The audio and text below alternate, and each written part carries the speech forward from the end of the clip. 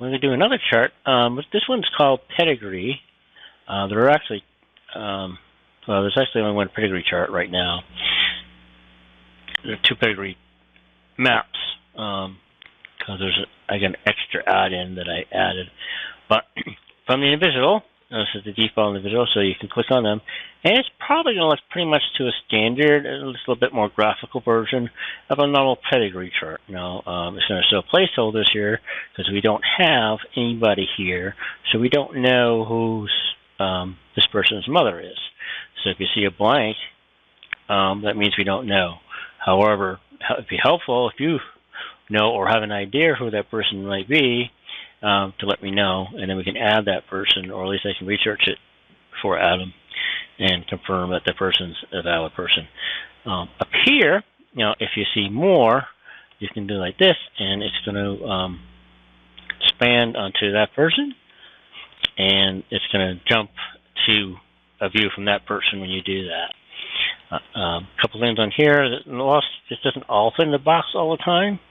But if you click on here, it's going to bring up a bunch of different things, and you can see other charts you can do once you click on that person. So that's helpful. Relationships is kind of interesting. So that's another thing you can do. You can do relationships. It will show possible relationships with that person. And if you go plus, it's going to make that box bigger so you can see most of the content in that box, sometimes all, so that's very helpful. Now, there's layout views and generation. So when you pick that person, you can go right, which is the more standard view of what you want.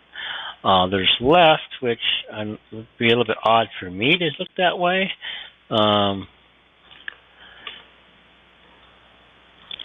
Pull that up, and then I guess,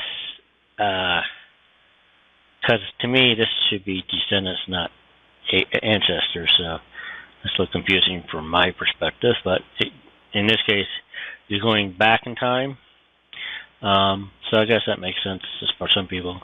And then you have the traditional upper, well, not traditional, but alternate views of up or down. Up is popular to look at a more vertical point of view. And again, this is on a web page, so depending on the device, it may fit on your screen better or not. Most of these pages are more designed for computers than it is for a mobile device. It should work okay for most tablets, but probably not going to be very enjoyable on a phone. And then the down view. Oops, I forget you hit down view, and so this is the down view is going down, but it's actually going back or up in time. So just for me, this down view and the left view are a little confusing, but for other people, they may want to see it that way.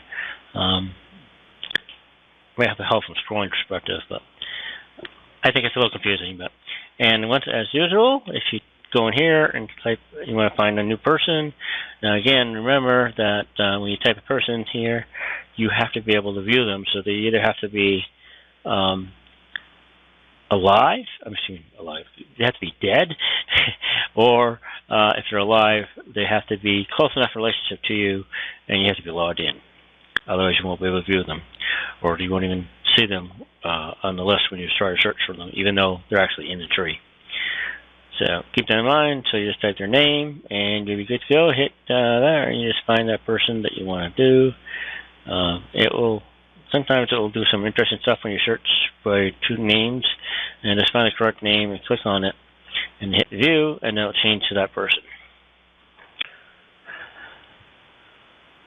Alright, and that's it.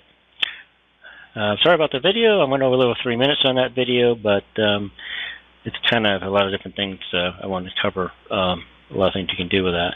But primarily, from my perspective, the standard right and up are probably the ones that I would use, but whatever works best for you, that's up to you. Enjoy.